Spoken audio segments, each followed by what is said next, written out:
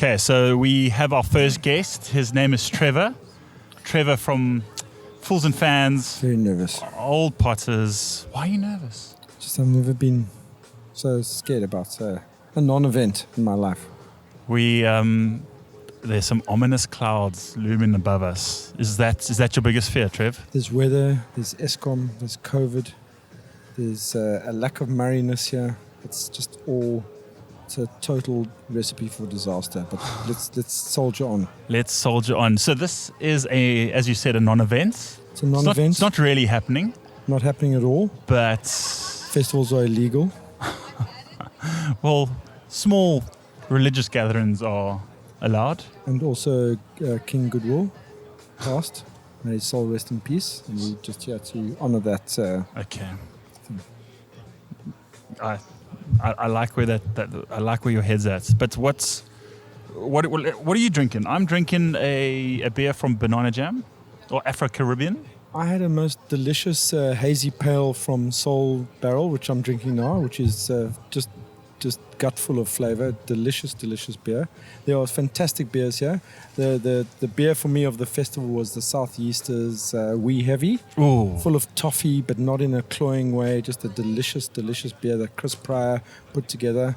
So to me, this is just a continuation of beer culture, and we've got to keep the beeriness going. We went through this lovely honeymoon period about 5-10 years ago with Tasting League and League of Beers.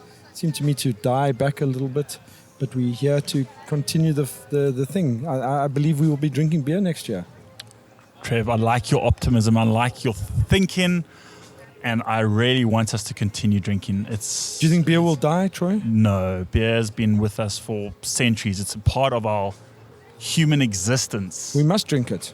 It has to be drunk. It's a fermentation. Can't just sit there. It is a natural product of life. I love beer. And long may it continue. Long may craft continue in South Africa. Yeah, I think we had a big hiccup, but I think I'm optimistic about our industry. I see it starting to drizzle down a little bit, but we're gonna carry on. Think about the farmers, Troy. They like this kind of stuff, so let's just celebrate that. Let's just think about It's them. water for the barley. You mentioned it earlier. There's no Murray here. The festivals usually have 4 Murrays, but it's nice to have 2 Matts instead. I like having 2 Matthews. That's also very nice for me. But I do miss Murray. I miss Murray 1, 2, Murray? and 3, and 4. Who is the 4th Murray? Just we use them by numbers now. And Troy, I must just say to you, thank you very much for being part of the continuation of the beer culture. It's each person here is forming a part of the collective whole, and that's what's important to me. I totally regret buying a brewery, but I will never regret being part of this fantastic community that can draw people from Johannesburg, Eastern Cape. We've got the Eastern Cape homebrewers here. I mean, it's just so... I'm tearing up as I'm talking to you. Trev, it's lovely having these people here. You might be poorer in the financial sector, but look how richer you are through all your friends and connections you've made. We would have never met. And you would never have liked me if you said, look, there's Trevor. Imagine if we had met in other circumstances, if I had gone to your practice and... I have a special way of examining the prostate that people find unconventional. But that's not even your specialty. So no. That would have been... weird. Well, it would have been a bargain for me. So I probably would have accepted. But they are fantastic. We've got Andrew Thomas here from the On Tap magazine. We've got Nick Smith here. We've got Lucy and Greg. Sean. We've got Lucy and Sean. We've got Beer you. Country. We've got Beer Country here. It feels like a coming together of old friends. And it's I think nice. I think the important thing for me was just to continue the beeriness of South Africa and keep it going. Because we didn't... I mean... All festivals have been cancelled. We're stating the obvious. Your festival was cancelled last year. It was right in the beginning of when lockdown happened. Yeah. And, I mean, it's been a year. Can you believe it's been a year? Now we're most people have cancelled 2 festivals. So, I mean, we regret not having Natalie and Steph here and Gavin Kearns here from Clarence. We regret, the loss of the Cape Town Festival of Beer. We regret Johan Oricom's Capital Craft. And most of these people have had to cancel 2 festivals. So I just felt like we had a little gap between the second and third wave to have a little beer conference. It's not a festival, really. It's more a conference. No, I wouldn't say it's a festival just because, well, there's hardly anyone here. It's you and me. Yeah. You and me in a few beer tents. These background noises, ambience noises are fantastic. What you've done with the place. So where do you think beer is going to go in the next kind of for South Africa in the next kind of couple of years? The loss of a league of beers, the loss of tasting league. Where do you think we're going to go? I'm again very optimistic. I think we will still follow a trend that the United States saw, where there was a bit of a decline in the 90s. Okay. And in the mid 2000s of America, in the craft beer scene, it kind of just shot up. Right. So I think we're having a bit of a lull now, quite a bit of a culling. I hate to use that word, but that's essentially what's going on. Sure. And then give it 5 years, and I think we'll have a new lease on beery life. A new push. It's a long time to hold on to a brewery if you're sickling. Struggling along, but I think for those who are going to be around in the next 5 years, who's still here, who started a while ago, they are going to be the Sierra Nevadas, the Flat Tires, the Bell's Brewing, all the old guys. Sure. I'm just trying to rack my brain in terms of some of the older breweries in the States. To me, to have a chat last night with JC Stain from Devil's Peak, it was so nice to hear how he started from fairly humble homebrewing roots and grew into the behemoth that is Devil's Peak, and such a lovely guy. To me, he's the heart and soul of that brewery, and it's so lovely to have him here and hear his experience. And they've also been through their ups and downs, so we will survive. Every brewer is, I suppose, the heart. I mean, this is maybe 8 out of 10 times in South Africa. I'm sure it's similar around the world, but it's usually the case where the brewer is the heart and soul. Correct. Or the face of the brewery. And I'm trying to think of instances where that's not the case and whether that is in fact a successful brewery.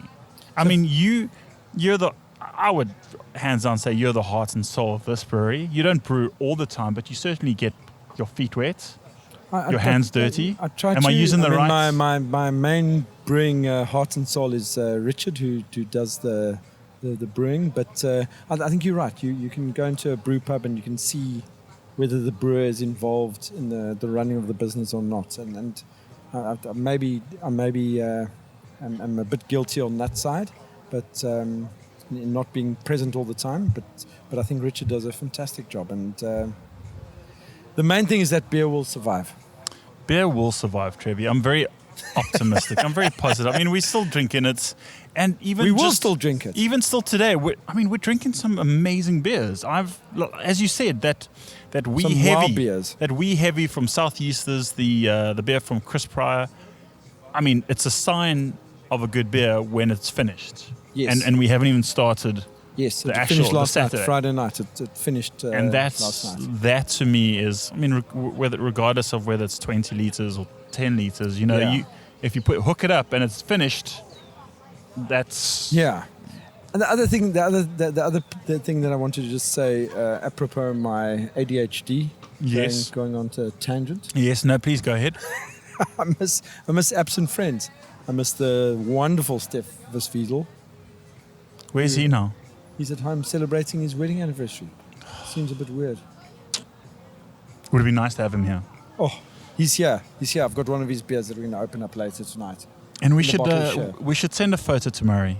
And Murray Middleton. Murray won. All the Murrays. I've got his jump beers here. Lovely, fruity, delicious beers. Can we take a photo before things get left field for you? Because I know that. To send to the Murray. We know what happens when you. It goes. You've got you've got this onesie, this one-piece jumpsuit on. Is it your? It's actually an ambulance driver's overall, and no ambulance drivers were harmed in the put together of this appearance. Abduction of the... Yeah, but the thought is that if anyone has attended 3 or more Fools and Fans, they can be invited to perhaps buy a ambulance driver onesie to attend the festival then. Trevor, I know we jest,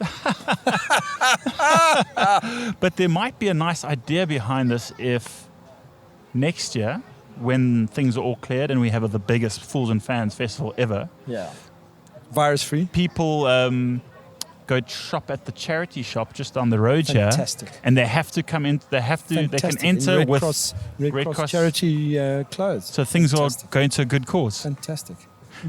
It looks like the rain is... I don't believe it's raining. I believe there's just a little bit of moisture. We can see the pool and the drips of rain. Not really. I believe it's going to clear. I believe the sun's going to come out tomorrow. And that is where we cut you, because when my guest starts singing, then I know that the ratings go down. Troy, thank you for everything you do. You are amazing proponents of the beer culture of South Africa, and long may it last. And thank you for everything that you do. And you're a boykie. You're a boykie. Can you swear on the show? I might bleep it out, but I think it's false. I see what you feel. Yes, and everyone here has come. They've bought their own stands. They've come here and expecting not to get paid what they should in their running their weekend breweries, and I'm so grateful. So it's so nice to see everyone and be close to everyone. Thank you, everyone. Cool, Trevor. Thank you very much, and we'll chat later. Cheers, Troy. Okay. Hi, Look at Sean Duthie, he's a douchebag. Hi, douchebag, what's happening? He's taking photos. The bastard. Wait, put my mask on. He's just taking nice photos. Hi, mans. How's it, guys? Hi, we are here at... No, you're talking too loud. You're talking way too loud. Hey, easy, take it. Yeah, Keep it tidy. we're get here that- at There we go. You can come back a bit. Afro-Caribbean... No. No? We're at Afro Shackleton. We are here at the Afro Shackleton swimming competition, where we have one contestant in the water already. I think he's having a pee, really. I don't understand what's happening there. Me neither. I think there's tanks, there's a helmet. Who would have thought that there is a dive center or a dive academy in a little rural dorpy inland? There's no sea here. There's no big dams or... So the thing that bugs me Hashtag the dive most time. is that diving, by definition, is going underwater. This pool is like nipple deep. So Nipple. why do you need... To be fair, you'd hope it was less than nipple deep, especially if there were some girls swimming. Just under nipple, like under boob deep. You're cutting that out, right? Well, there are some boys out there with lovely nipples. Sean Duthie has got saucepan nipples, I hear. You just ask his wife about that. Hashtag nipple time. Oh, I have flashbacks of Greg being on the last show where I had to edit out stuff. Oh, shit. Sorry. I remember the last Woodstock Festival. Greg said some pretty dodgy things. I think we kept it in. Did you? Yeah, sorry. Can I apologize in advance? Guys, we're at technically we're at a non-festival, but we're here together drinking beer for the first time in a long time. Cheers. And is that cocaine, Steve? We do have a video, so anyone who's watching the video can be like, oh, okay, that's Where? fine. There, right there. Ooh, It's called a GoPro, Steve. we're on TV. Yeah. But it's nice to, as Trevor was saying, it's nice to be with friends. It's nice to be in this environment that we're kind of used to. I miss this. Yeah, Stevie? I do as well. Hey? I just miss being around people, like lots of them like this. Actually, not a lot. I mean, because it's very moderate. It's not a fest. But Steve, if you just went It's a out, not you'd be fest. near people. You must go. You must leave your brewery sometime. Eh? We had a year of nothing, Really? basically. Oh yeah, it was COVID. It's been a year. Oh yeah, COVID. Forgot about that one. Well, Greg's been out of the country for 3/4 of that. Greg, you were in Costa Rica. I had a midlife crisis and I left. They said they were banning booze again, and I couldn't deal with that for a third time, so I left the country. I apologize. Quickly, just I want to know. Well, I'm sure our listeners want to know the beer scene in Costa Rica. Thriving, exciting. So from 2 years ago when I went there are a few more breweries have opened, but a few have actually closed due to COVID. What I was really impressed with were the beers in Mexico. So I've never been to Mexico before, and I did a few weeks there before Costa Rica. And I managed to get to one or two breweries and a really cool craft beer bar in Tulum, which they must have had 30, 40 different breweries from Mexico and Central America, beers from all those breweries. And I reckon 95% of them were amazing. Cans, bottles, on tap. The guys have really got it going on in Mexico. It's good to hear. But yeah. And I love tacos. Tacos. You had your fair share of tacos. I think every picture that you posted was a Taco and a beer. a dog on a beach, a beer, or a taco. That's true. But Greg, you didn't bring any beers back for us. What was the story with that? I did. I brought some beers back. He did, but you have to be invited to his small circle of beer drinking buddies. Elite 100 kind Elite of vibe. 100. Look, it was a business Elite trip. 5. So I gave all the beers to Rochelle, and she's actually now in charge of them, and she drinks them and then makes new beers. I don't know. I'm just gonna self-promote here quickly. I went to J. Wakefield's in Miami, and they're an amazing brewery. J. Wakefield. JW, what was it? J. Wakefield's. And they had a blue sour beer. So the story behind their beer is that they have, keep it tidy, Troy, keep it tidy. Easy. They have a sort of Star Wars comic book theme. So they've got all the Star Wars characters on the wall. The center table in the brewery is Han Solo frozen in, I don't know what that stuff is. And that's, do you know that block that he gets frozen in? I think it's in Empire Strikes Back or something. Anyway, there's in one of the Star Wars fans who are absolutely losing their mind now. In one of the Star Wars movies, they're all at a bar and all the people are drinking some weird blue liquid. And so they made this beer, and it's a blue sour beer, and it's incredible. They use spirulina. And I saw this and I phoned Rochelle straight away. I forgot about the time difference, so I woke her up at 3 a.m. and I was like, we have to make this beer. And she's like, excuse me? I said, make the beer, I'm coming home soon. And she actually got a hold of them and they helped out. It was really cool of them. And so nice. We did our optical distortion, which is we call it a candied sour. So it's like a Berliner Weiss, but it's blue from the blue spirulina. And we put vanilla in there and it gives us this really blue sour worm. I don't know if you've seen the ones with blue on the one side and white on the other. So it's that sweet sour, and it's really easy drinking. Yeah. Appeals to people who are not even into beer yet. So it's a whole new avenue into the beer side. So I thought it was super sessionable. Great.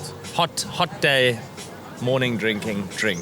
I think we don't appreciate the research that Greg Casey goes to on his visits overseas, where he does bring back some pretty far out ideas, and then that's, from what I've seen, they kind of either stick or they don't stick. But then other breweries in and around Cape Town also starts following suit. So Greg, as jealous as we do get watching your adventures on the social media, I suppose we need to salute you. So wow, thank you. I can go away again if you like and do some more research if Shannon allows me.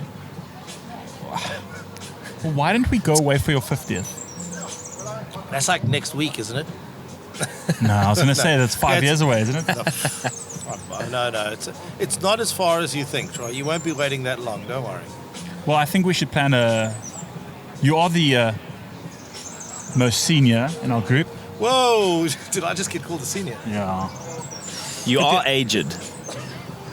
Stevie is actually the youngest in our group. Stevie's still in his 20s. I bring youth and life to this crew. Stevie, you're 26 now. It was my birthday the other day and I'm 28. 28. Did anyone wish you for your birthday? None of the brewers. Okay, jokes. Greg invited me to come and drink beer with him, so that was a birthday He actually did present. drink beer with me. Yeah. And then left without paying. But it was his birthday, so it was fine. I think Brad paid, actually. Yeah, Brad paid. Brad's awesome. We Brad- love Brad. We love you, Brad. Brad's generous. Brad's a nice guy. In fact, we should get Brad on because Brad's a wealth of knowledge. That's Brad. He used to work at Devil's Peak. And now just drinks beer. He cares about the industry. I care. You care. We Stevie, all care. how's your brewery going? How's old Shackle? How's old Shackleton? Shackies. Snackleton. Snackleton. That's my favourite. How's your food company Snackleton's going? Snackletons. Yeah, no, it's going well.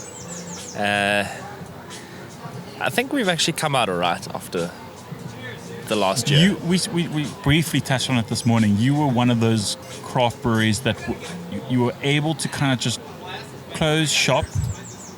You didn't have a large, staff contingency, so you didn't have wages to pay. Your rent was kind of... No, rent was steep. Rent was is, steep. Is steep. Okay, so you still had some expenses, but I mean, you were able to survive. I think if you compare us to maybe some of the breweries one size bigger, the debt that we incur may be slightly more manageable because of the proportion of it. So it was we've got a long way to go to recover from it, but it's thankfully we used the time quite wisely. Setting up an online store.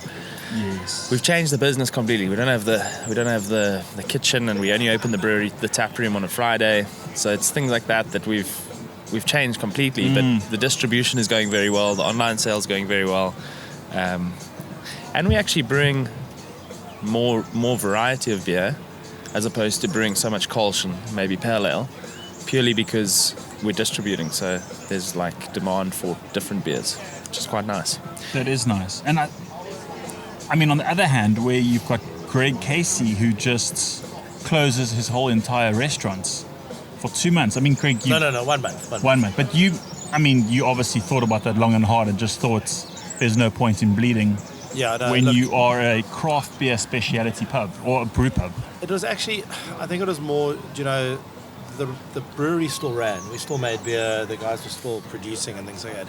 The restaurant itself, though, because of the size of it, it's like what Steve said. When the bigger you are, the larger your break even per day is. So it becomes difficult. I think recovery's harder. Yeah, if you can't sell alcohol, you're paying large amounts of money just to get your shop open. Our shop is expensive just closed because of the size, your rent, your electricity, your staff complement, just running costs are high. So sometimes it's easier to go, let's take a knock in the beginning. We were able to send our staff on leave, and instead of like firing people or having to get rid of staff because you just can't pay them anymore. We sent them on leave and said we'll take the knock now, and then we don't have to pay all the overtime throughout the rest of the year because all our staff have taken their month's leave. Yeah. They, even though it wasn't perfect for them, wasn't ideal. It balances out at the end of the day, and we'll lose less for the rest of the year. And we had a bit of reserve, so let's pay them, let's send them on leave, and let's come out of the gates firing when we can sell alcohol again. And to be honest, we were super lucky. We decided to open on the 2nd of Feb before we even knew that alcohol was unbanned. So literally we were prepping a week before to reopen in February, and the day we were reopening is when the president came on the day before and said we're unbanning alcohol, and we were just like, that was just one of the luckiest things that happened to us. So that was really cool. Oh, someone just fell in the pool. Oh, but it's okay. He has a... it's Mr. Diver. And It's Mr. he's got Diver. a dive suit But it's on, only yeah. a meter Nipple deep high. as well. Yeah, it's... Oh, I can see a nipple. Guys, This is blowing my mind. let's call it a day on this little segment. Thank you very much, Greg. Thank you very much, Steve. And so nice chatting to you guys. Thank you for being Cheers, you. T-Bone. It's nice to be back on a T-Bone show. Oh, and also it needs to be said, T-Bone, the leader of the running this morning, did a fantastic job herding the cat. I was sleeping. Well, some of us were running. Well, you gotta keep fit to enjoy the beer. You got to earn your beer. Input must equal output. Okay. We'll just leave that at that. Troy, I love you. Bye. Bye. So let's just get straight into it. And you guys, you will, when you do talk, you're gonna have to come a little closer. Okay. So hello, Mr. Bradley. Hello, Dean. Howdy. How's it going? We've got some noise in the background because Yeah, there's old some Trevor, food in the Tomatoes stocks. flying everywhere. That's what's tomatoes happening. flying. I'm worried that we're going to get some tomatoes flying into our area of vicinity. It's But highly possible. Trevor loves putting himself in this, what can only be described as a stock. Yeah. It's written there, laughing stock, and people are throwing Yes, those rotten studs tomatoes. Those studs are but, loud, eh? but there's some hard tomatoes there. Yeah, look, I don't want to be nailed by one of those. It's going to leave a mark. Yeah, no, but Trevor thrives on this. And I know that there's some other people who are nominated on the lists, but I'm not gonna. Really? Yeah. Oh, really, eh? Sure. I hope I'm not one. Yeah, that's why you just have to kind of behave. Yeah, look, I'll disappear. I think someone else is in there now, but No, it's still Trev. Still no, Trev. No, Trev's- someone else is in. Trev's- Someone else is in. Trev's mounting someone else right now. Oh, well, that doesn't surprise me either, really. Andre, I think. Dean, Yo. have I had you on the show before? I don't think so. I think I've called in a few times. But I don't think you've had me as a guest, no. I'm trying to recall. I don't think so. I don't think so. Well, that's a fit. Brady, I've had you on. First time. No, I've had you on. Surely. I'm a beer time virgin. Just talk a little bit closer there. Beer time virgin. Right time. here. So we have two newbies. Brad, have I really not had you on? No. You said you needed to once or twice, but I guess COVID got in the way. That's just a weak excuse, Bradley. I'm sorry that I thought you would have been It's all on. good. I'm It's a all little good. bit embarrassed, actually. I think I'm actually, I think it's actually partly my fault as well. I've probably been avoiding it because I'm kind of camera shy. camera shy, Yeah, you know. Yeah. record shy. I always know that like it's highly possible I'm going to say the most inappropriate thing and offend someone. Well, that's hashtag beer time. for Well, I me. mean, you know, we're having beers and things get said for the banter. It's fine. It's all above board. We keep it clean. We try. We do try.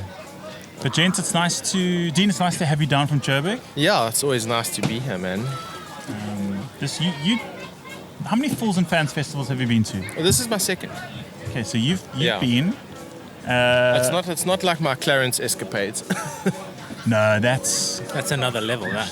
they're just. Clarence is I mean, amazing. they're just a list of craft festivals that have just not happened in the last 12 months. Yeah, it's pretty sad, man. Literally, the last one was Clarence. The last one Actually, was planned yes, yeah, you're right. 2020 and at the end of February. Yeah, That's we were kind of very when- lucky that we got to have a quick festival Yeah. for Yeah, it was, the mayhem. It was a little blessing for sure. Were you gents there? Yes, 100%. And Yeah. what were the Don't numbers miss it. like? Ooh, it was Um, fantastic. Yeah, I mean it's typical Clarence. Yeah. Like, the Oaks pull in and they just have a cracker of a The weekend. Joburg folk Like- love going. Yeah. But I mean it's from everywhere. There's Joburg. There's also like lots of the Natal folk because it's pretty much halfway between the two. And then the diehard Capetonians, which is always nice to have them. But Yeah, man, what that's a that's cracker, man. proper commitment if you're from Cape Town to go up to Clarence because it's Yeah, it's one heck of a drive. Yeah, but it's well worth it. The cheaper and most efficient option, I say cheaper, but it fly is to to Joburg. fly to Joburg and then Drive. for 4 hours down to Yeah, Clarence. you just got to give yourself a day or two after the festival to drive back because otherwise Take it it's a easy. nightmare, Take man. it easy back home. No, Like even for us, but we're not far. I mean, the drive's like it's like 3 hours. 3 hours, yeah. But we generally pull in on like a Friday morning, and then we only leave Clarence on the Monday because like driving back on the Sunday after a Saturday Clarence is, whew, it's hard nice. work. Yeah, it's nice to get like a bit of Clarence to yourself in a way because like it quietens down and you get to go and chill at a restaurant. And I mean, see the that's- views and Yeah, that spot is just so beautiful. It's a place that you want to just linger in. stunning. I think Trevor, I'm at risk of repeating myself, but Trevor's always wanted the Fools and Fans to be the Clarence of Western Cape. Well, I think But I he's, think he's it got is. something going for sure. It's like it's definitely very unique. Definitely that same kind of vibe that's pulling in there. I mean, I remember when Clarence first started out, and it wasn't it wasn't that big as it is now, and it definitely had like that boutique-y, small, sexy little feel to it, which the Fools and Fans is definitely there. He's definitely doing a fantastic job at creating that vibe. Yeah, I think we all want to see this flourish and become like, Yeah, as you said, the Clarence of the Western Cape. I think regardless of what happens to his involvement in the brewery, I think this Fools and Fans has to continue.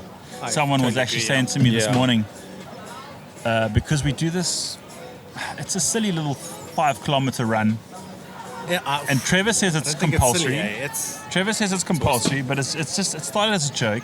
I must have missed the memo on that. But someone said this could actually turn into a proper big like the McKellar Beer Club. yes. Yeah. So what? I mean, and again, I've been saying to people for youngs now, for ages, beer needs to go hand in hand with another events. So if we can organize this big festival, but also on the same time organize the Greyton the run, yeah. beer run on the same day, then it just brings in people, and then you got a. Well, we had a great turnout today. We did. Well done. I expected 3 people. We had about 20. Nice, very Especially nice. considering the party went until 2:30 last night. I could hear it from my room. Right. Yes, I was also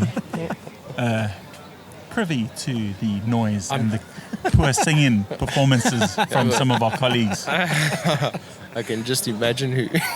Yes. No. We're halfway there. That was like on repeat. Yeah, I'm looking at her now, actually. Yeah. If only she knew. Guys, what beer should we be drinking? What's new Ooh, Man. wait, are we talking about like here at the fest? here at the fest? Oh, I must say, We're getting tomatoes flying towards us. Yeah, I Oh, got yeah, some tomato got a juice in my splatter, black yeah. IPA now. It's Talk about that black IPA. Where's it from? so this black IPA is the little number from Afro-Caribbean. It's the Valley of the Skulls. I went over this one. I can't remember when they first brewed this. It was a collab with Valley Brewing back Must in have that been stage. 8 It was- years ago. So this was Apparently it was 12 years ago. originally 12 years apparently it was 12 years ago. And it was originally the collab first, between Three The Skulls. South African craft beer fest scene is not even that old.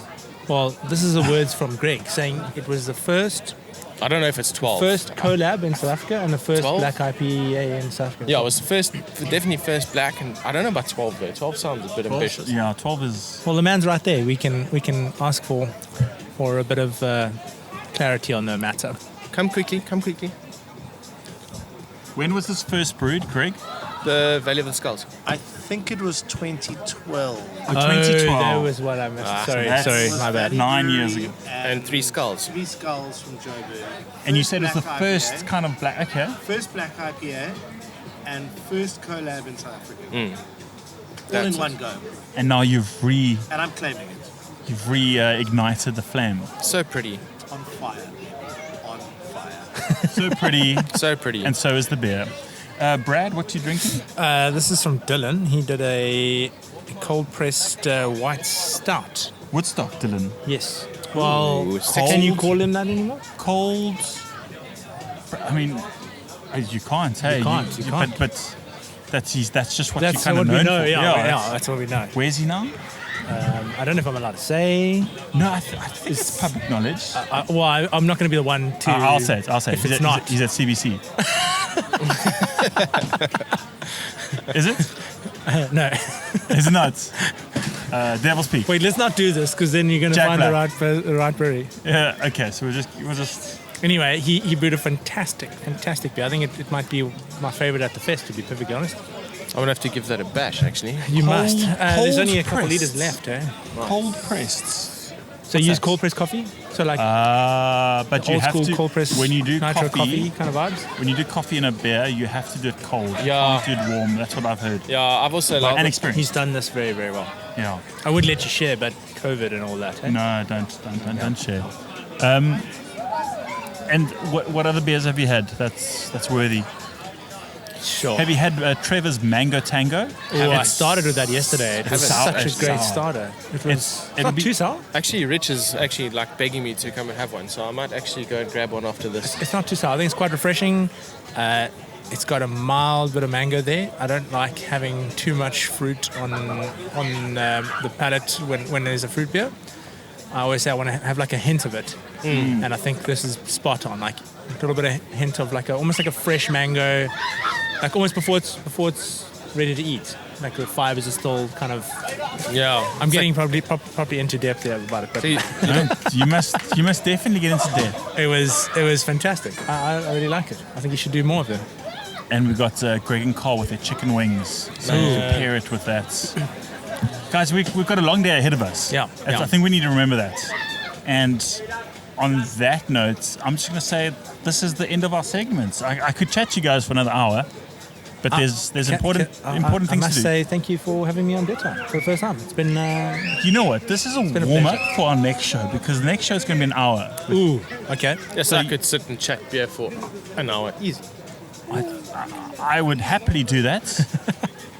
But Have you ever done the a- community at Beertime wants the rapid approach. 10 minutes. Yeah, they like it let's go. short and sharp They and want, sweet. Yeah, they I- want, I they agree want with that. numbers. They don't care about quality. They want the number of breweries. It draws in. Have you ever done a show in Joburg, like a Beertime show? No, you should actually. Travel show in Because that's Joburg. probably why I haven't been on yet. 'cause- Yes. Tell him. I did go up and interview Eben from Mad Giants. Okay. I'm trying to think who else. I don't know if there was anyone else who I interviewed, which was a pity. But what I'm hearing is a national South African road trip to different breweries. Beertime on the road. That'll be It's on the amazing. road, That sounds good. leaving me with ideas. Okay, gents. Cool. I'll see you later. Thank you very much. Thank you, Troy. Have a Ciao, good ciao. day. Lekker. Happy Fools and Fans.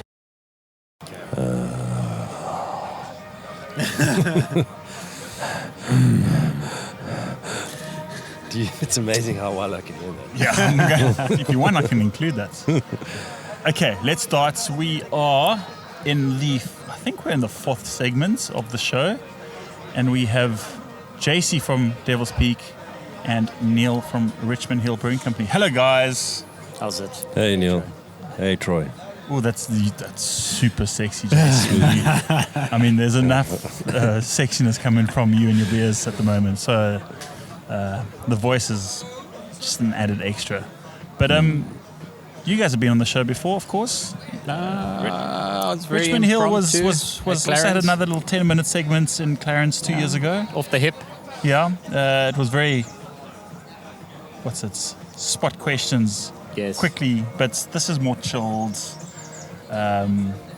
Welcome from the Eastern Cape. Thank you. And JC, I suppose you just nice weekend away with the family, Drinking beer. drinking beer, and nice to be at Fools and Fans, the Not Festival. It's not technically a festival. We can't really call it a festival.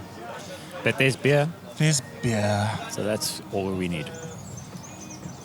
How things going? No, No? it's going You on. good? Yeah. I mean, don't really have anything to talk about. The one thing that I did want to talk to you about was your cheese making, which is kind of blowing me away. Are we doing some cheese pairings later? What's the vibe? I'll whip it out a little bit later. What about the cheese?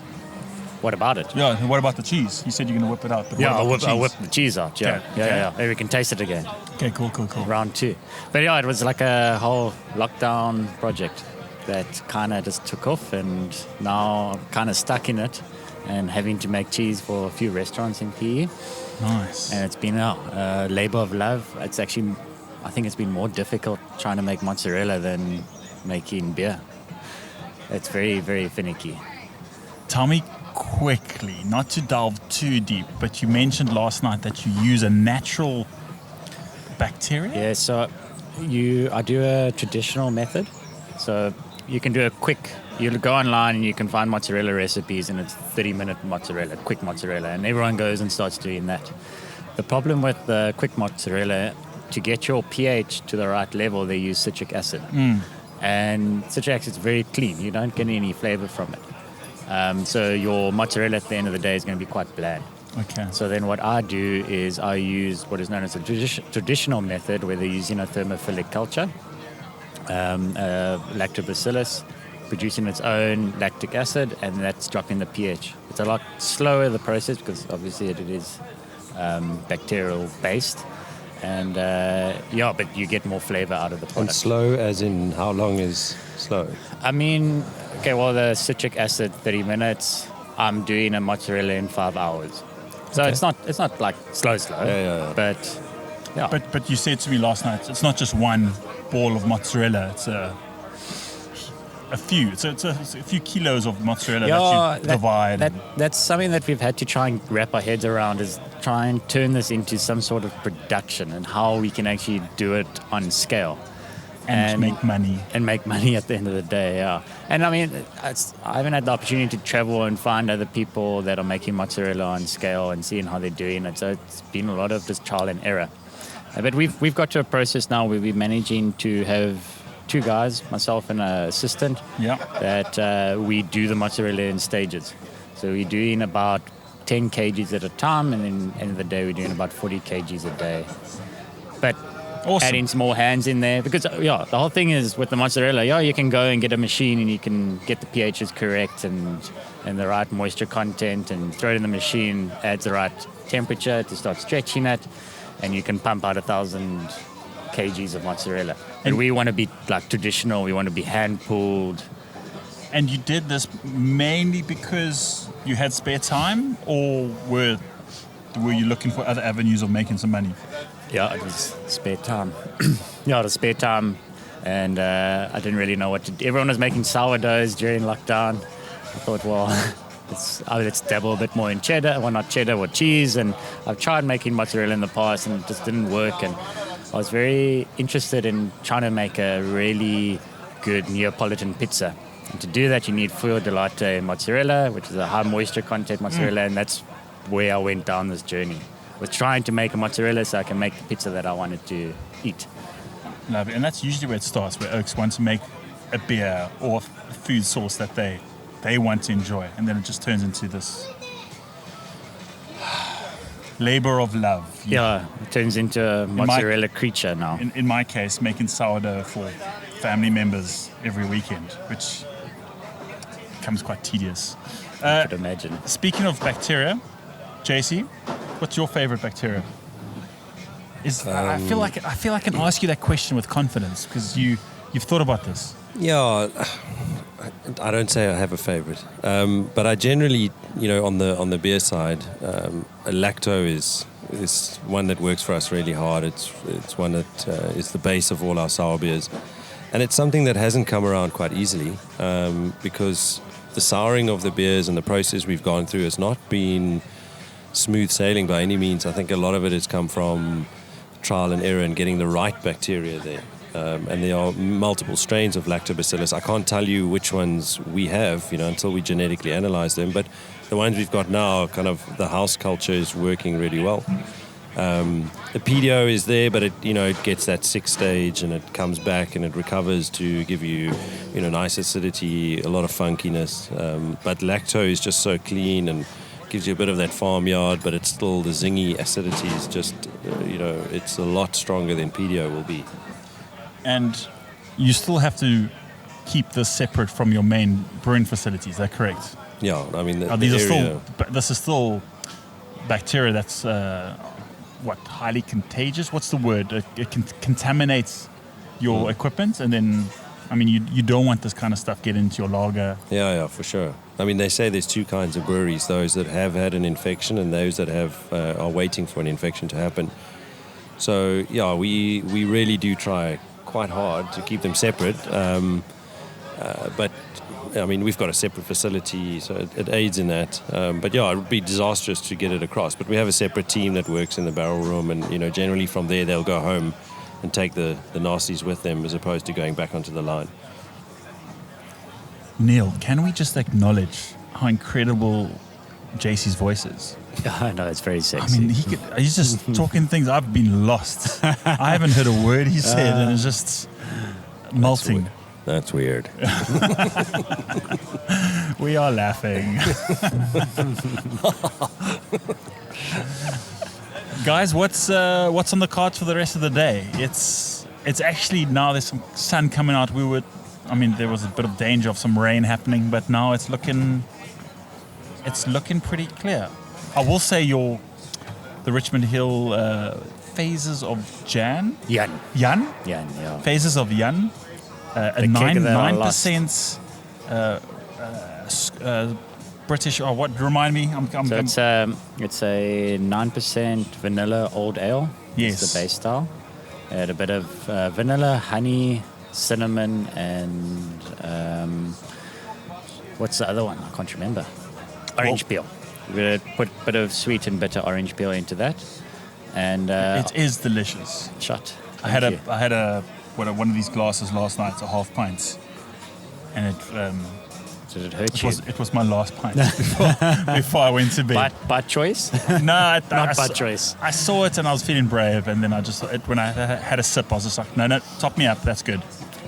So that was a beer that was brewed 3 years ago, and I thought I finished it, but our cold room stock control is probably not the greatest, and we found it 2 days ago. And I was going to bring Turan Man, which is our Irish red ale that we serve on nitrogen, but then as soon as I found that keg and gave it a little swig, decided we definitely needed to bring it for Fools and Fans. Quick, I mean, we've got about 1 or 2 minutes left, but I just wanted to ask about the Turan Man. That's been a big, in my mind,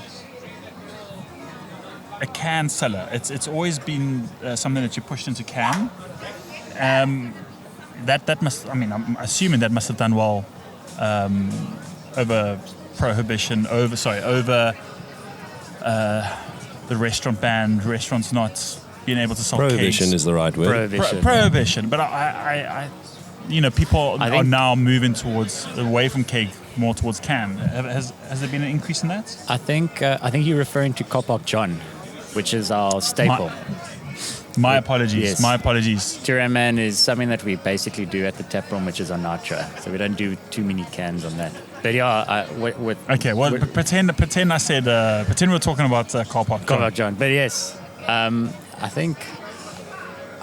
What is the question at the end of the day?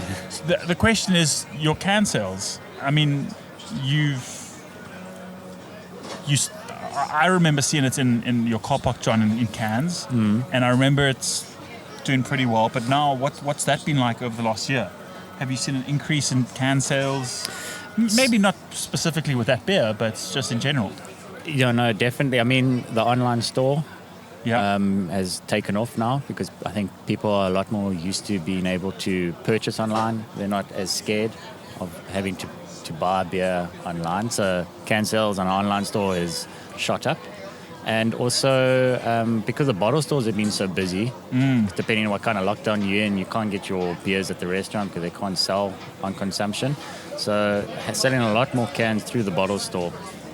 So as a whole, definitely can sales have I wouldn't be shy to say probably doubled for us. That's nice. Well, I suppose you need that considering that the keg sales have kind of disappeared. Yeah, they're not really there anymore. Speaking of online sales, JC, you'll be happy to know that I think I've purchased beer from your online website more than once. Oh, wow. Which I'm still in that boat where you tiptoe into an industry, but now I'm very comfortable just going straight to the brewery, and whether it's your brewery or another brewery, but just cool, departing with my cash and knowing that I'll get it delivered. But you guys also must have had an unbelievable increase in online sales, especially after and before a lockdown. People are a little bit cautious about how things are going to go. So it's something we never really had until lockdown came around. We'd always sold it through other channels, utilizing their online portals. And then, we started our own. We do merchandise, and it's ended up being a really big volume portion of our sales, which we're quite happy about because it's good margin. You've got control. You've got direct access to the customer from an information point of view as well. It's been massive for us, and we are allowed to release the beers that the Afro-Funk range that generally won't go to store. It's a lot of risk in people buying them. We online, you're speaking straight to that customer.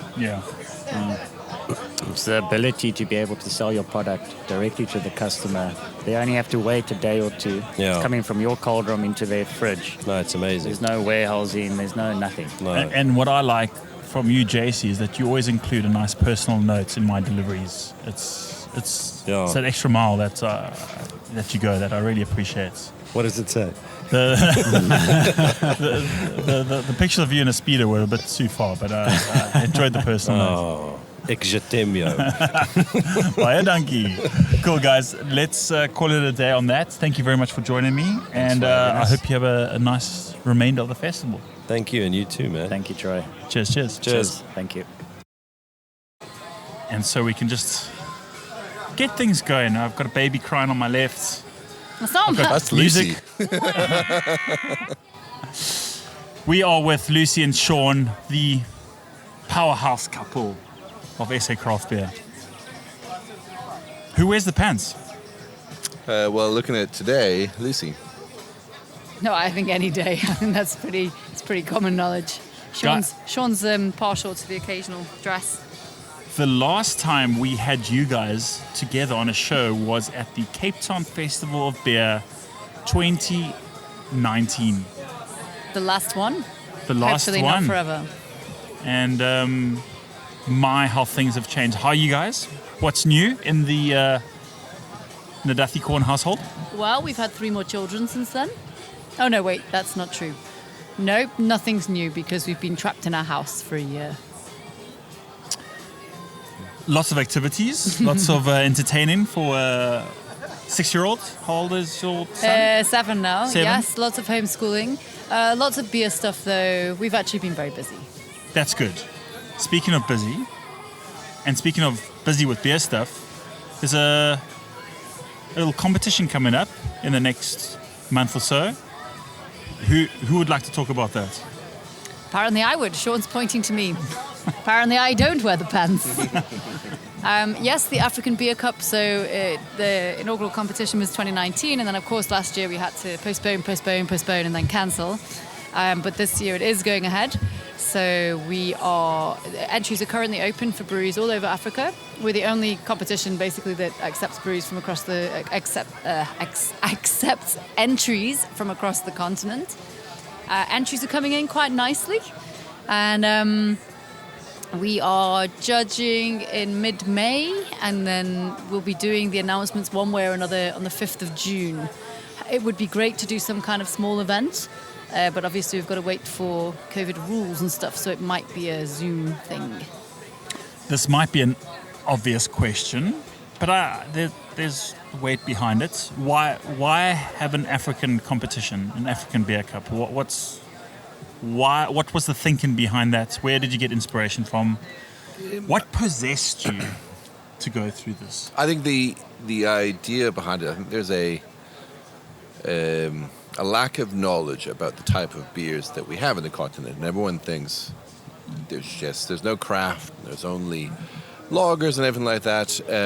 So part of it was to show people that there are some amazing beers across the continent, and not just lagers. I mean, look at Brasimba is one of the breweries that have entered, and they're in the DRC, and their beers are amazing. And there's a lot of craft breweries in Nigeria. Give us an Kenya. example of beers you're speaking about. I mean, So in Brasimba, they had a couple of bocks, a couple of like big 6% dark lagers, German bock style beers that were just brilliant, really, really good. And in Kenya, example, there was a Bachelor Brewery was doing some very interesting beers. Batua Brewery in Nigeria had an amazing stout, which I think won a silver or a bronze. Bronze, I think, yeah. Really just amazing stuff. And like in Ghana, there's a guy, Clement, who does all 100% sorghum beer, so alternative grain beers. There's all these amazing beers that aren't able to really get the recognition they deserve. So that was part of it. And the other part of it is that hopefully in the future, it will kind of entice and push breweries in Kenya, for an example, it is just lagers, but maybe they'll go, well, actually, maybe we should start doing a bit more stuff with hops or a different couple of boxes or all these other beers rather than, kind of get out of the mold. So the goal of it is to help push beer culture across the continent, which is already there, but just kind of push it a bit further. And I hope the African Beer Cup can do that. And I mean, is that something that's measurable? I mean, when do you sit back in your leather couch and crack open a beer and say, no, look, we've done it? Is it all African countries? Is it a beer from each country? Is it 100 beers? How do you measure the success of this? I think as long as we just keep seeing growth. I mean, it was the first year was a greater success than I'd imagined. I was like, if we can just get one beer from a country outside of South Africa, that'll be cool. And we had beers from 11 different countries. And as Sean said, some of them won medals. And I think there was this moment where, I think I've actually said this before, but when I took out the beer, because you take them out to the judges and you have to tell them what style of beer it is. And I'm like, this is and it was the stout with coffee and sorghum.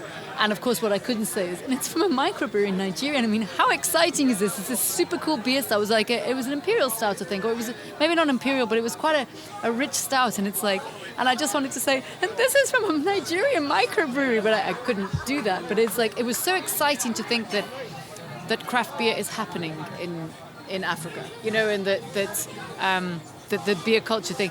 We're basically the final frontier almost, it's like we were the last continent to have its own continent-wide competition. We're the last continent to get like a craft beer culture, with South Africa obviously being the first country. But it's gradually growing. I mean, the competition is not just about that, of course. It's about recognizing great beers. And great beers are all, of course, being made by the larger breweries, like Castel and Heineken, Diageo and SAB, ABI. So it's not just about that, but it's just finding what's out there and realizing there's more and that things are happening and sort of, there's a lot of new microbreweries around Africa as well. So yeah, and I think the other reason that we kind of started it was is someone who as a former brewer, and he kind of entered a lot of competition. You're making noise on that camera.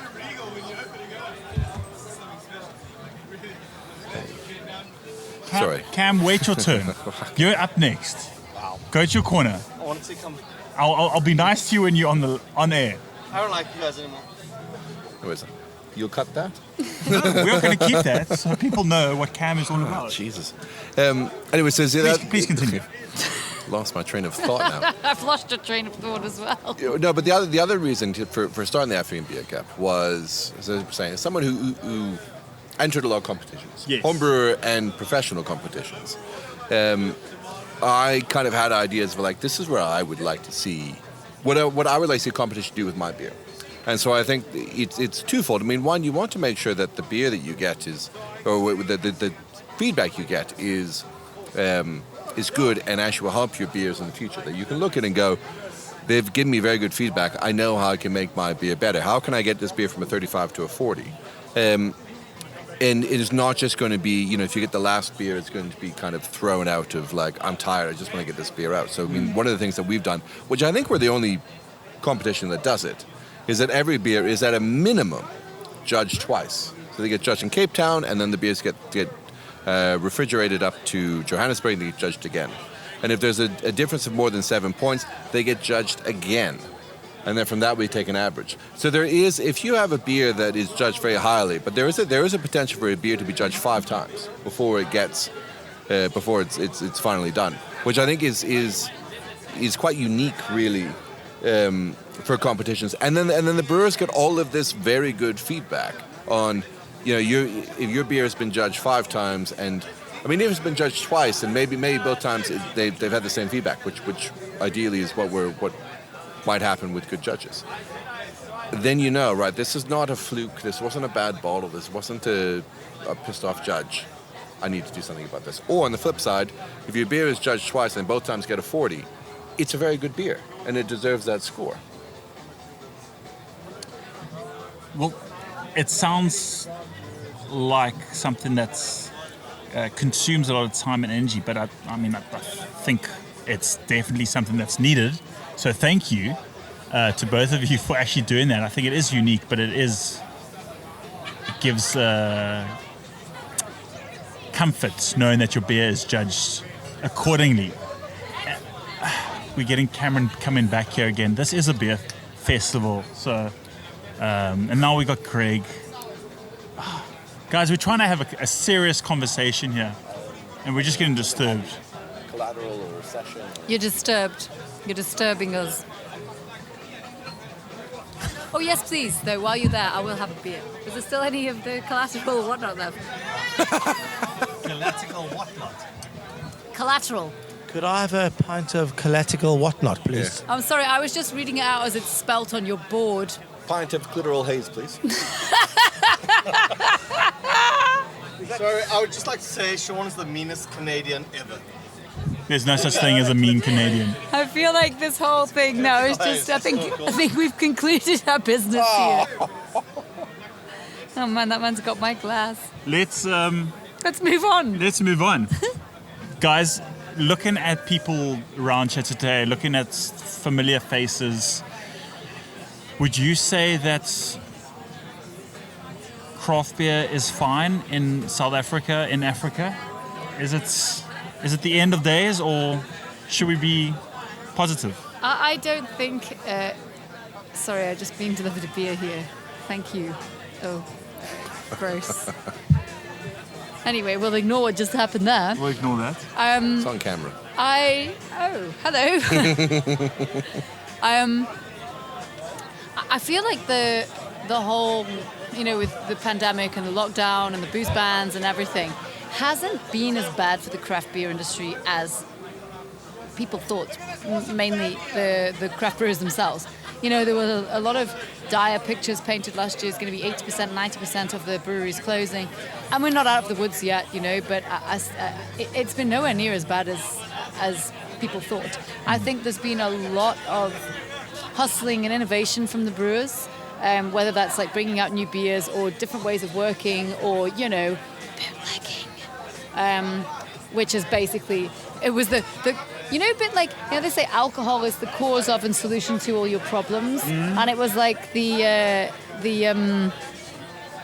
booze ban was kind of the same thing because it caused all the problems, but then the bootlegging saved the breweries and they ended up making more money than they would have done if booze was legal. It's not a long-term solution by any stretch of the imagination. But I think a lot of innovation comes out, not just in beer, but in general.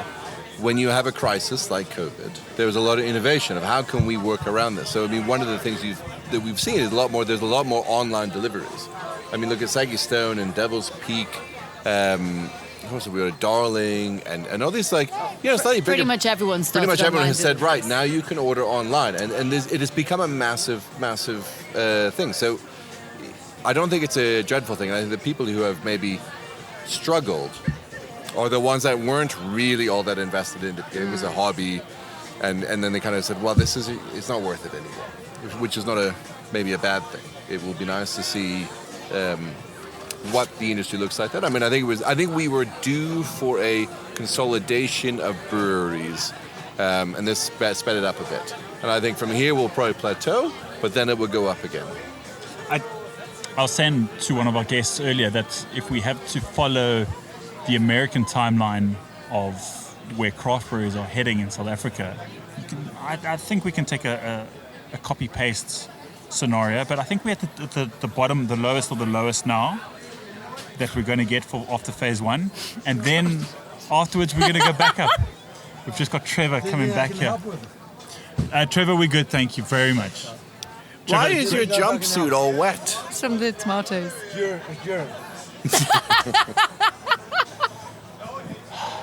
Why is he walking like that?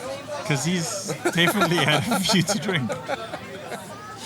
Oh my goodness. This segment did not go as anticipated, but I can see I need to kind of wrap up. I'm going to go one more segment and then that's it. Because I'm a bit worried about who's going to come next and what they're going to be doing, to be honest with you. Well, I promised Cam, shame. He needs all the support and love we can give him. So. Support like crutches. A walker. Well, guys, let's wrap up. Can we wrap up? Can I ask you a question? Wow. It's about his mustache. It is about his mustache. Okay, go ahead. Is it a lockdown thing? Is it a permanent thing? What is going on with your face? When you go and buy a car, you test drive it. You take it for a spin. You don't commit straight ahead. So I guess what I'm trying to say is that I'm just seeing if it fits. I'm trying it on. Well, in that analogy, it's a lemon. So buy it.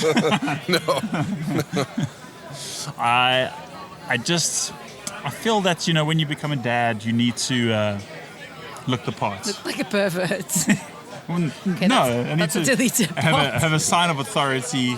So let's see. I'm just trying it on, Where guys. is your sign of authority? Right here. People listen to me when I look at them. He's looking at your mustache going, What is he doing? Well, I happen to think it's very guys, handsome. 10 minutes ago, I had a complete stranger come up to me and said, "Hey, I like your facial hair." I mean, he didn't say moustache, sure, but he said, I had a compliment. I think it was a compliment on your eyebrows. You have very handsome eyebrows. Facial hair. I think eyebrows Facial get underrated as hair. facial hair, actually. They don't get the recognition they deserve as facial hair. Okay, guys, great coming back. So let's... Can I ask you a question, actually? Okay, question, yes. From Well, my question to you, because you've interviewed all these people in beer, you've chatted with them. Yes. What is your outlook for the craft beer industry in South Africa? Are we talking about my interviews today or in the last... No, I almost- want your general overview of the scene in the past year, which has been turd. I think I'm very optimistic. I've always been very optimistic. I think that craft brewers that remain now after the COVID and the alcohol bans will get stronger. And I think we're going to get I'm trying to think of the word, like a multi-industry brewing sector where you won't just have a brewery business, you will have different factors of business that come with that brewery. So for a good example is Richmond Hill Brewing Company, where they're now looking at actively selling their cheese. And that is going to be something which I think we will start seeing from brewers, whether it's selling other food goods or selling social activities, mountain biking, whatever. The possibilities are endless, but I think we're going to get a very exciting craft beer scene in the next few years. And what about macro breweries? We've got, obviously, SAB, which is ABI, has not been very pleased with the lockdown and basically being blamed for the COVID increases. Do you think there is a possibility, especially with the Mbaweni's budget speech, what they raised 7-8% excise on beer, do you think ABI might consider pulling out of South Africa? I mean, they bought SAB for the African assets, but do you think they'd ever leave South Africa? And They can't just pull out, though. They need someone to pull in.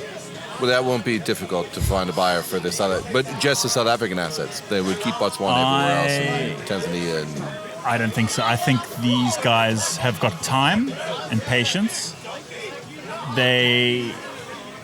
For them, a craft brewery's 1 year is to them 10 years. So they have 10-year plans, 20-year plans. And so they know, they've got the patience. I don't see ABI dropping out. No, I think they're here to stay. They've got goals to achieve. Even though they've stopped with some of the investments, I think they're still pushing on for African. well, African's different. I'm saying South Africa. And South Africa. African interests, I think they'll keep, but I think that maybe so you can cut this as the end of the interview. No, But, let's talk in a year's time. It'll be exciting to see where we are in the business. Could I ask a final question? This Okay. one's a bit more sort of a burning Personal. question than Sean's. Why moustache? No, this is a bit more of an important question. If you had to choose between like drinking IPA every day but never listening to Bon Jovi, or listening to Bon Jovi every day but never being allowed to drink an IPA, which Bon Jovi song would you listen to every day? What is my third option? Can I not choose all of the above? Do you want to get the band back together? I think we should get the band back together. Okay, before Lucy starts singing, let's cut it right there. Thank you, guys. That was most entertaining. And cheers. Cheers. Cheers. Thank you, Troy. Well, I think that's one for the cutting room floor, though. My God, you guys give me so much. Well, not you. Cam and Greg have given me so much work. Cole's there, waiting to throw tomatoes. We had Fritzel guys wandering past with his mustache. Greg comes over and sticks his dick in someone's beer. Well, thank goodness, in that case, thank goodness it's his tongue in your beer. Yeah. You count yourself lucky, young lady. I'm trying to record you, and you've got country music. At least it's not the shit you were playing yesterday. Good this God, is much that was better. shit you were playing yesterday. Why don't you let Brad back on the music thing? Yeah. Too many people have drowned themselves throughout the course of the day. You know, Brad's not even here. Michelle, he's poisoned your mind. He's poisoned your mind. No, you should be happy with this. Did you hear the shit that Dad was playing yesterday? I don't know. Electronic. I beat the 3 o'clock in the morning lounge. Oh, we had Trevor as well who came and said it. Oh yeah. But he came walking along like some fucking... Chimp. That was funny. That was funny though. I don't know who he's doing that to. It's me. If it's to you, I then was giving him this salute. You need to. Cameron! You need to cut some of that shit. Go get yourself a beer. You're Nick, up. you ready? You're up. Okay, thanks guys. I'm gonna finish. Well, I think you had 3 minutes of usable material there.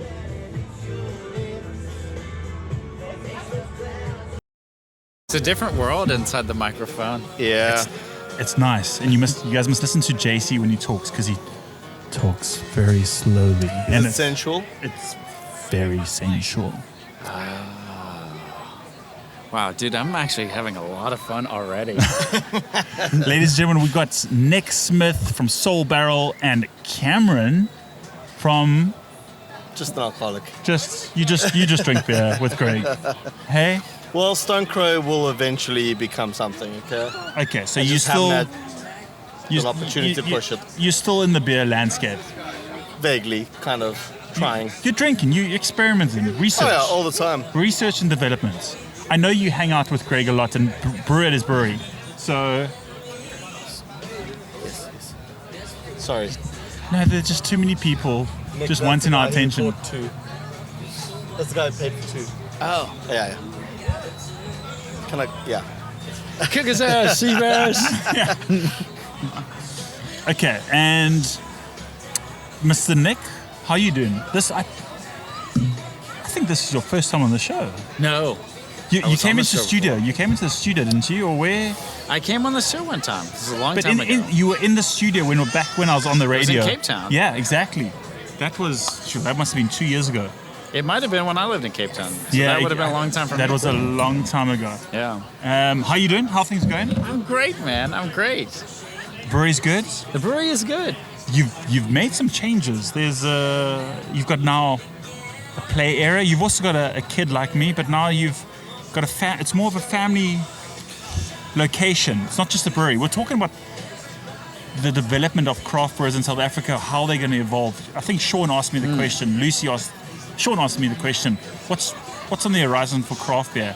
And I said, craft brewers in South Africa are not going to just be breweries. They're going to be multi-industry Destination. businesses and destinations where you're not just selling beer. You're selling either food, that's the most obvious one, but it could be entertainment, it could be recreation, it could be anything. But that's the one thing that I see and that's happened at your brewery, at your location, is that it might not be your business, but you do have other businesses and other eateries and things that are popping up. People, there's something for everyone there. Yeah, exactly. So, exactly. So, especially where we are, we're in the Winelands, and that area of the region is so great with hospitality, and it's such a tourist destination. So you have to really provide something for the whole family and for the whole group. People tend to travel in groups out there. You're going to come out, you're going to bring everybody. And so if we just have beer and we have interesting and very great beers, people might come taste, but then they need to go eat somewhere. Some people don't drink beer, and so they need to go have their other thing. And so it's kind of to become a destination, what we need for the business to be sustainable, you need to bring in those other things. So like we've developed like the outside, so there's going to be a restaurant, there's a winery coming in. Somewhere like you always have to have some place for the kids to play. Yeah. And so it's really about trying to provide that whole experience for the customer. That like, look, beer is a part of it, but there's something for everybody. So you feel comfortable coming here with the whole group. Does that make sense? It of course it makes sense, but it's also amazing how my mindset has shifted since having a kid. Before I was always I mean, why is it really important to have a play area or somewhere for kids? But you live in Cape Town too. I think the demographic might be different. Yeah, you know. But you need that recreational area for your kids, right, Cam? I wouldn't know. You must surely have several kids. Not that I know of. I thought that you. Oh, okay. Maybe I'm. Yeah, maybe I don't know. Maybe I'm getting confused. But Nobody's ever messaged me going. Okay, that's we need to come take a paternity test. That's why you give them a fake name. Yeah. Oh, Cameron. Cam, talk to us about today. It's nice to be back at a festival. Wouldn't you agree? It is great. I have missed this. I've missed being behind a bar, serving beer, talking shit. You can swear. You can swear. Yeah, great. Thank you. Yeah, so just talking shit, just having a. This is HBO. Getting drunk. It's nice to. It's just nice to see familiar faces. It's almost nice a little bit more to showcase your brand, regardless if you make a ton of bucks. It's great to just be out here again. 100%. Yeah, it's. I'm stoked just to have like a vague kind of festival vibe. Where although technically we're calling this a non-festival. Yes. It's a community, you like know? I said, a vague festival and vibe. a community only happens in person. Yeah. But it's just so nice just sitting there going, talking about beer. Yeah. Selling a beer, you know, showing people different beers and getting to enjoy people getting drunk like Greg and just running by my stand. Yeah. Nick, for you, and I mean, these festivals are. We need them to come back because it's super important for craft brewers. I'd imagine that this is what we live for. We in the past you took them for granted almost. Yeah, you do, man, you do. And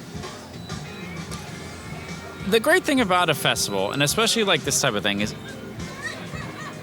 dude, almost 80% of what we try to do day in and day out is convert people.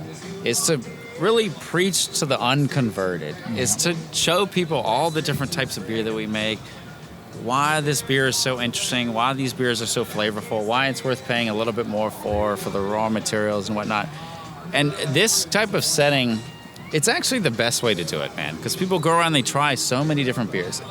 And, how many people would you take to a beer festival and they would have a great time and they drink a bunch of beer, and at the end of it, they wouldn't say, you know what, I never knew so much went into a beer. Yeah. And then they're going to go and they're going to buy craft beer after that, And so we need these You things. have so many people still, like even now, go, what's the closest thing to a lager?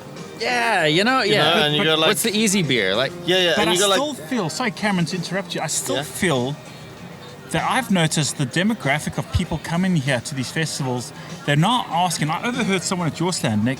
I didn't hear that much today. I heard someone who said, I like lagers, but I also like IPAs. Yeah. And that to me was like, Yeah. oh, hey, hang on. That's an evolution now where people are discovering their own tastes, preferences, and it's not just because those beers are so a light different, lager. No, you're completely right though. 3 or 4 years ago, 90% of the people coming to your stand would go, do you have a lager? Yeah. I like Castle Light. Do you have something like that? You're like, no, I've got something completely different. You were converting people. You were showing or teaching them, Now, it's 1 or 2 people a day might come up and go, do you have something like lager? Yeah. And you're like, no, but I have this. But so many more people are now, oh, I really do enjoy a stout or a, IPA or pale ale. And they go like, do you have a pale ale? Do you have a That's Weiss so beer? cool, yeah. Surely that's evidence enough that we as a beer community are doing something. Yes, it's improved. Yeah. Where it's better. been so frustrated where people aren't adapting to the styles or what's out there, but now this is evidence looking back. Yeah. Wow, okay. The work that we've all been doing has actually meant something. Yeah. Slow, but And it takes time, but you're right. It feels good to like say, the rock is moving, because it is, but it does take time. I mean, I remember having a stand at Cape Town Festival of Beer like 2 or 3 years ago, where every second person's going, I need a lager. I want a lager, Yeah. He's like, I only have like a stout, a pale ale, Yeah. But would you like a taster? you had that rose beer that The sold. Rosewood Ipa, yes. That sold pretty well. I remember that. Yeah, it was a very good festival beer. It didn't sell well in bottle stores. But yeah, at festivals, people loved it because it matched a certain demographic that kind of liked that style of, just like Turkish Delight. That was the whole idea behind it. And they, you have people who have good memories of that kind of flavor and they want it, and you have people who fucking hate it. So Really? Yeah. it's a very much 50-50. It's you love it or you hate it. What's slight shifting of gears, but what's new? What's happening now as we head into 2021? We've got the winter season coming up, Nick. I mean, do you feel that there's going to be much of a season, or do you? I'm kind of hoping that people have just missed going out and that they're going to continue through winter just to visit places. Yeah, dude. That's a nice way to look at it, man. Yeah, you're talking about you and I, not the general public. That's Again, very positive here. I mean, dude, that's great. We're in the winelands, which is super seasonal, and I think all the businesses out my way. When they shut us down over January, it's like season's over. Season's over. Do what you got to do to survive to next season, because winter is always bad. You're surviving winter every year, no matter what the situation is. So like for us, and it's like survive the winter, prepare for, do what you need to do to make the business right whenever things come back. Do you sell at bottle stores or you just from the tap room? We sell it some, it's something, it's part of the business we need to grow. But it's, so much for us, like what we're trying to do is make it kind of that destination and make it kind of that place. Well, it is like, we all, Sean, Lucy, Greg, we all come through every now and then. Yeah. But then it's a day trip. It is, because it's if you're all the way it's a ways, out it's a there, ways, It's a way to drive. Yeah. But then we're going to make a day of it. So we go to Kennel, we go to, visit a couple of places, go to you guys, have incredible beers, but then also we can't drive. Yeah, you got to get back. So exactly. We have to have like a taxi or something, So it's always, for us personally, we have to always plan something. It's not like going You to can't just do it in the afternoon. For me to go to Ega, it's like a quick half-an-hour drive. It's like, should we go there after work? Yeah, let's do it. Like a quick beer or two. Yeah. Like to get to you, it's like an hour. I do think, but I do foresee, good. again, this is me being in a very optimistic mind frame. I do foresee more, it's maybe not what we want, but I do foresee more people choosing not to drink on certain days or not as much. So you would get that designated driver to be like, sure, I don't mind driving you guys out.